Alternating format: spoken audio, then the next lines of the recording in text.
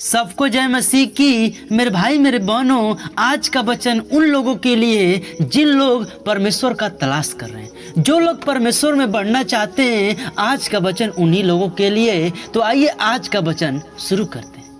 मेरे भाइयों मेरे बहनों, कहा जाता है कि इंसान अपने जीवन में शांति पाने के लिए बहुत सारा परिश्रम करता है।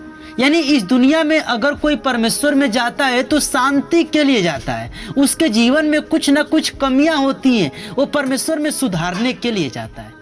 अगर आपके जीवन में कमियां हैं मेरे भाई मेरे बहनों, तो आप भी परमेश्वर में जाइए। आपका कमियां परमेश्वर खत्म करेगा, आपके जीवन में कर्ज खत्म करेगा, आपके जीवन में रोगों को खत्म करेगा। लेकिन परमेश्वर में एक पवित्रता के साथ चलना पड़ेगा, परमेश्वर में एक दीनता के साथ चलना पड़ेगा, तब जाकर परमेश्वर आपकी सुनेगा। एक प्यारा सा वचन पढ़ेंगे हम लोग। नीति वचन में लिखा हुआ है 17 अध्याय का 19 पद में क्या लिखा हुआ है कि जो झगड़े रगड़े से प्रीति रखता है वो अपराध करने से भी प्रीति रखता है, और जो अपने फाटक को बड़ा करता वो अपने विनाश के लिए यत्न करता है। हालेलुया।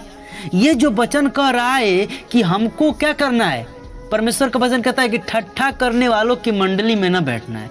जो व्यक्ति झगड़ा करता है, रगड़ा करता है, ठट्ठा करता है, उसके मंडली में हमको नहीं बैठना है, क्योंकि इसके लिए परमेश्वर मना किया है। किसके लिए? आपके पाप की क्षमा करने के लिए।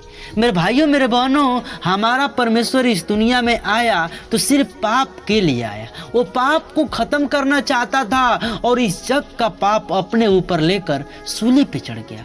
हम अपने पाप को जब पश्चाताप करते हैं परमेश्वर के सामने, तो उस पाप को परमेश्वर क्षमा करता है। लेकिन मेरे भाई मेरे बहनों, एक बात हमेशा याद रखना कि जो चीज़ आप परमेश्वर से वादा करते हो उसको पूरा करो, नहीं तो वादा न करो। परमेश्वर का वचन कहता है अगर आप किसी चीज़ का वादा कर रहे हो तो उसको पूरा करो मेरे भाई मेरे बहनों, वरना उसको वादा करो ही मत मेरे भाई मेरे बहनों। और इसी के 20 में लिखा हुआ है कि जो मन का टेढ़ा है उसका कल्याण नहीं होता, और जो उलट फेर की बातें करने वाला विपत्ति में पड़ा रहता है। हालेलुया। यानी हम क्या करते हैं, अपने जीवन में उलट फेर की बातें करते हैं, झूठ बोलते हैं, झूठ बोलकर इधर उधर बातें करते हैं, और उससे क्या होता है, हमारे जीवन में विपत्ति आती है। और जब विपत्ति आती है तो हम सोचते हैं कि हमारे जीवन में विपत्ति कहाँ से आ गई। यही कारण होता है कि हमारे जीवन में विपत्ति आती है, यही कारण होता है कि हम गिर जाते हैं। मेरे भाइयों मेरे बहनों, परमेश्वर हर एक को कीचड़ से उठाकर चट्टान पर खड़ा करता है, लेकिन लोग परमेश्वर के कारनामे को भूल जाते हैं।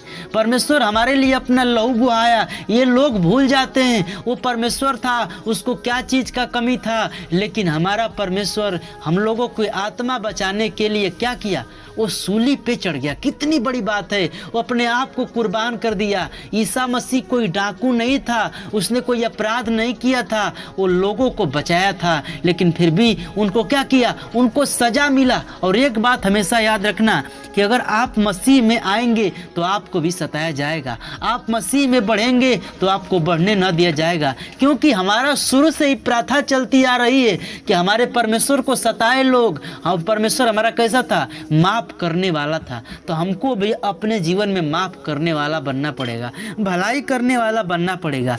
तब जाकर परमेश्वर क्या करेगा, हमारे जीवन में आशीष खोलकर अपरंपार आशीष का वर्षा करेगा, और हमारे जीवन में बहुत सारे ब्लेसिंग को खोलेगा। तो मेरे भाइयों मेरे बहनों, आज का वचन यहीं तक रखते हैं, मिलते हैं नेक्स्ट वचन में। तब तक सभी मसीह भाई बहनों को यीशु के नाम से जय मसीह की। आमीन।